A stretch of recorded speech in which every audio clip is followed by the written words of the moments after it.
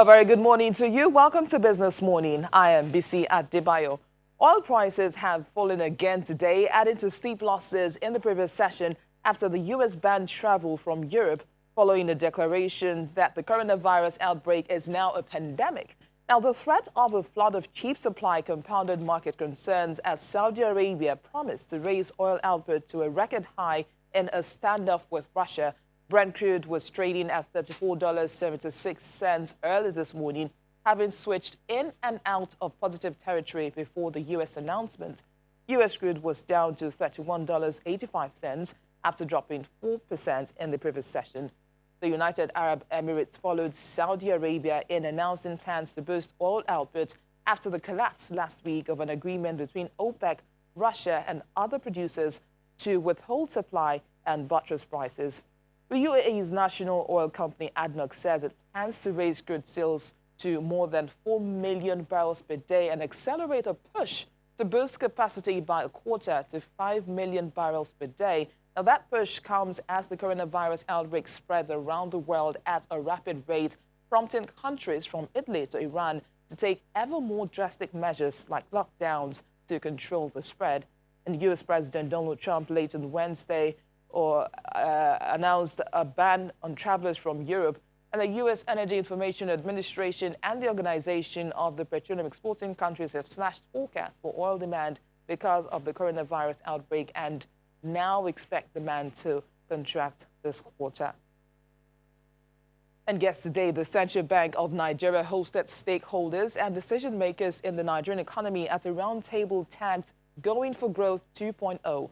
According to the CBN governor, Mr. Godwin Emefiele, addressing domestic and external challenges to growth requires hearing from critical stakeholders who can generate great and workable ideas and solutions. The roundtable session is expected to address some of the measures needed to drive double growth rate in Nigeria. Now, how critical was that roundtable at this time? Well, let's talk to Paul Alaji, who's a senior economist at SPM Professionals, is right here in the studio with me. Good morning, Paul. It's good to have you around. Good morning, and thank you for having me. So let's begin this conversation with you telling us how critical and important was that roundtable at this time? It was very critical, knowing what already is happening around the world and the impact of that on oil-producing countries and other commodities. It was very important for central bank to speak with other stakeholders, finance ministry, private sector, and all other stakeholders, because from what the report we have and what we are also getting regarding global oil prices as a result of coronavirus outbreak, it might not particularly be good news for Nigeria. So there is a lot of worry to be, a lot of reasons to be concerned. Mr. President is concerned. I set up a committee not so long ago to look at how Nigeria can survive the current outbreak of coronavirus. Because for our organization, coronavirus is not just attacking health, it's a vampire that is sucking economic vitality out of countries. No, well, this is not the first time we're having this kind of conversations, roundtable conversations, and yet it just appears that there's no headway. Do you think that this would actually make any impact? Yeah, you see, talk is cheap.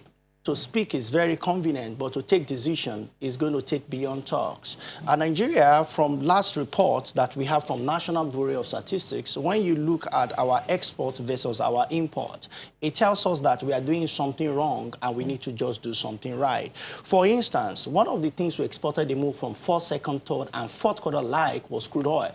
But when it came to import, what we imported the most was manufactured goods, almost at par with what we exported. So where is the problem?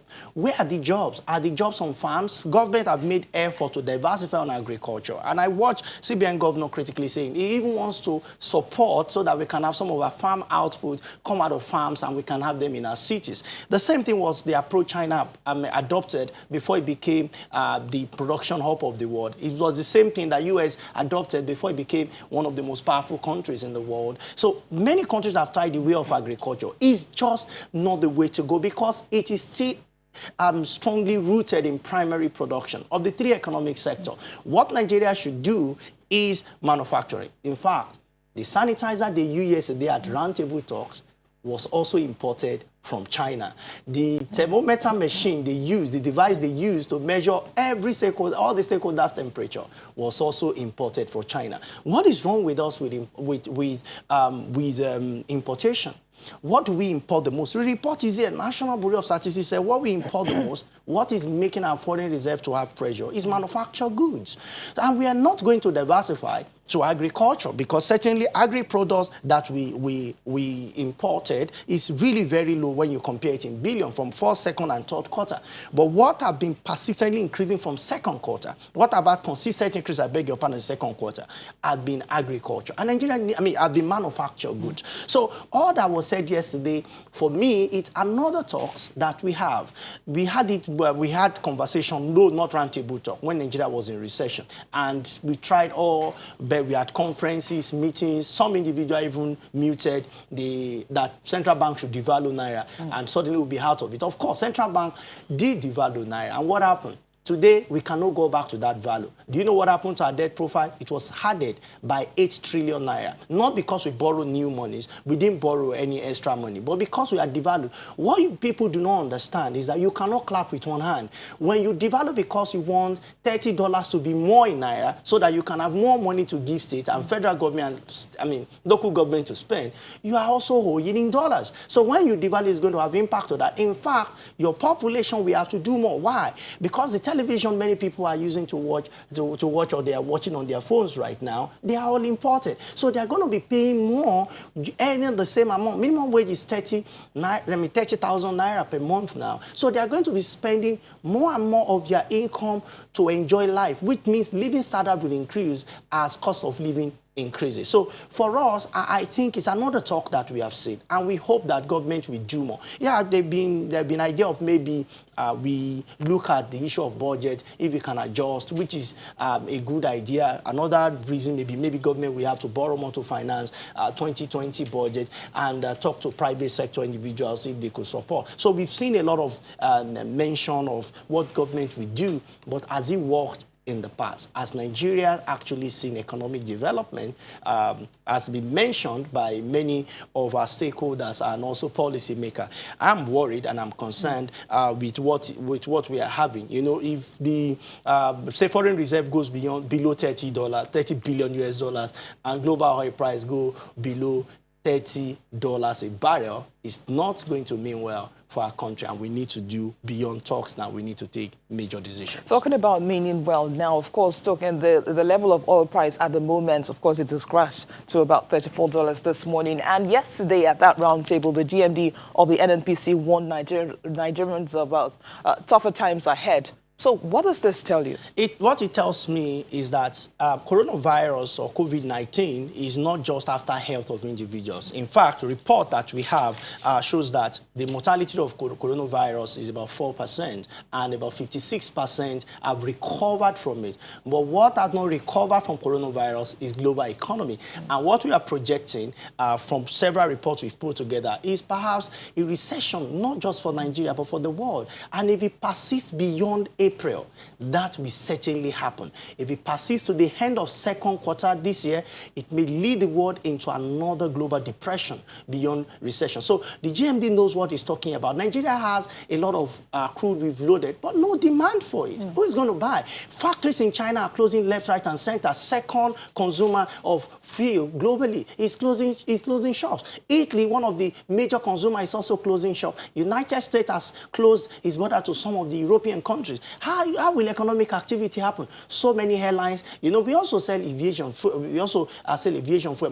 Most of the airlines are saying there are some countries that are not going to travel. They are not going to go. So tourism is affected. So many sectors across the globe is affected. What it tells us is countries that have not internally developed, countries that depend solely on commodities they don't have decision over. External shocks, of course, will affect them. This is one of the shocks that we are having right now. It's going to affect us. A number of persons have told Nigeria should tighten their belt. I don't know what size of belt we should buy, because I have not seen an end. World Health Organization had mentioned to us yesterday that this may just be the beginning, because the world has not found a way to contain it. One of the countries that tried a lot, according to World Health Organization, is Nigeria, in our approach approach to containing coronavirus, because the major thing is to do contact tracing. And Nigeria have been doing that really fine. I'm happy that federal government, state government, either in Lagos and Ogun State, as well as Nigerian people, have cooperated, and at least we have agreed on this. We defeated Ebola. I believe we can also defeat corona. But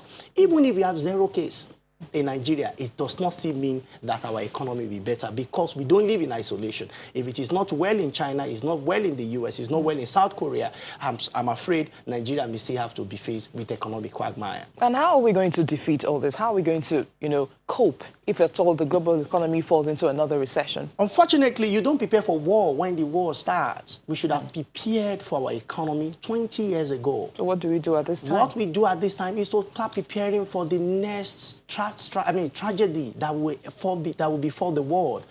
Preparing for this now is too late. That perhaps may be a solution. United States was once faced with global depression, with depression some time ago, and called on the well-to-do among the U.S. And they, of course, bailed the United States out. There are major health crises, there are major economic crises, and they bail them out. Resources are in the hand of people. Government may start looking at those people. Some of them were in that room yesterday where they had the meeting. And I hope that government will go beyond looking at policy and seeking support directly from these people. In 2019, MTF shows that 2018 budget, government committed 55% of revenue to debt service. 55% of revenue to debt service. Let's put it in context. Of every 100 naira earned, government spent 55 naira to service debt. Now, the opportunity cost is road we should have committed those funds to. It's education we should have committed those funds to. So they were gone. If we say because we are having crisis now and we go borrowing, servicing alone, we're not talking of repayment. Servicing, we take more and more component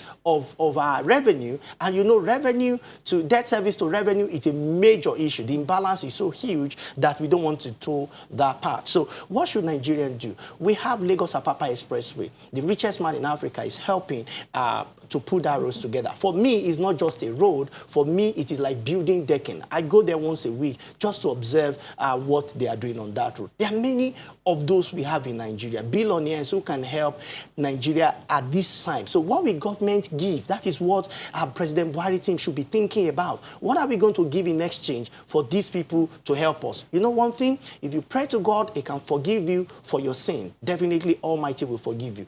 But when you commit economic sin, you just have to pay back. And so probably, dealing with some of the major challenges that Nigerian economy would face as a result of the falling oil price. Now, the CBN governor at that event yesterday promised some interventions as a response to the current economic challenges. Now, what kind of stimulus should we expect from the CBN at this time? Yeah, CBN said it will continue supporting the agri sector. He has also mentioned that it will expand that and look at logistics sector and so many other sectors, small businesses around the country. Many of them will be supported. And so all of those will happen in the coming period. But what will not happen is how do we even get revenue to continue to support some of these programs, which is the real issue. So it is good for us to support small businesses and sectors that are disadvantaged because of our economic pattern and arrangement. All those are fine. But what I think beyond all of this we should do is how do we begin to truly diversify this economy? Now, when you say diversify, people bring politics to it and say that our GDP is diversified. What is GDP? It is so vague. What is really the real sense of it is from the economy, how much is government able to realize in revenue from all of this? And countries that have done that well are countries that are at the top, one of the top 10 countries. Our barrel of crude oil today is $34 per barrel. How much is a phone, a mobile phone? If you buy an Android phone or you buy an iOS, equivalent of about $250. So how many barrels of crude oil do we use to receive calls? Imagine the total population, total number of people that are carrying phones. So irrespective of what happens around the world, if phones are manufactured in Nigeria, Nigeria can still get revenue directly from those phones. And that is the way to go. But you cannot start conversation of manufacturing of phones or just the glass, the touch screen on it alone without talking about power supply. So government of Nigeria must realize that there is no even place. You cannot hide from economic development. Development will come. If it does not come, you will continue to run from shadows. And these had affected governments in the past. I'm afraid it's also affecting the current government. Fixed power. 3,500 to 4,000 megawatts, it just cannot just be sufficient for the kind of development we have. So while I support CBN to do all of this program, but what I know CBN cannot do is to put money for people to buy meat in the airport, or to put money directly in people's bank accounts for them to have, say, for them to buy or to live. So state government, CBN can do that at national level. But what will state government be faced with because of these, we are looking at federal government components. We are talking about federal budget. We have a state, one of the states in Southwest here, the debt to internal generated revenue currently is over 900%. Such state, when it collects its allocation from FARC, from federal government, and had internal generated revenue, it will only be able to pay salaries and few other recurrent expenditure. Capital expenditure becomes a major issue. Now that even the component of revenue is reducing, watch this, very soon inflation figures, the report from next inflation figure, we are expecting higher inflation rate, though maybe not up to 13%, but certainly still higher than 12% that we have right now. So if that persists, what does it mean for businesses? Also, unemployment is also expected to increase when National Bureau of Statistics is releasing first quarter unemployment figures because of what is going on globally.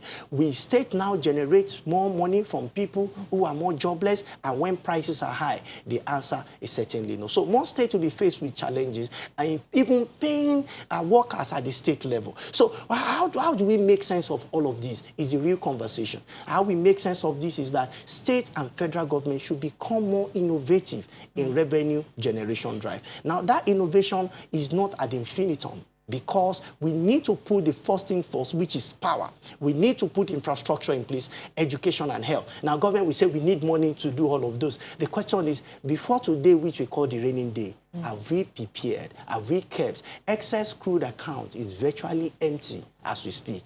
When we had that, what did we do with it? We decided to share it because we believe that all will be well. So it's another wake-up call for federal government and state government. Maybe we should make it constitutional and have excess of our revenue saved for days like this, so that we will not be badly attacked when we have issues like this. So what's going on with our stock? I'm sure you see reports coming from stock very soon, and you see improvement. Around last month, we had up to about 15 trillion or 15 trillion cap. What we have as at yesterday was about 3 trillion has disappeared from wealth. This is our public business wealth has disappeared because we did not prepare for Corona or COVID-19, as the case may be. Now it's meeting us in the middle of it. I hope that in the coming period, federal government of Nigeria and indeed state government will take a better decision. Well, we hope so too. But in spite of all of this now, what kind of fiscal policy stimulus do you think we should be expecting?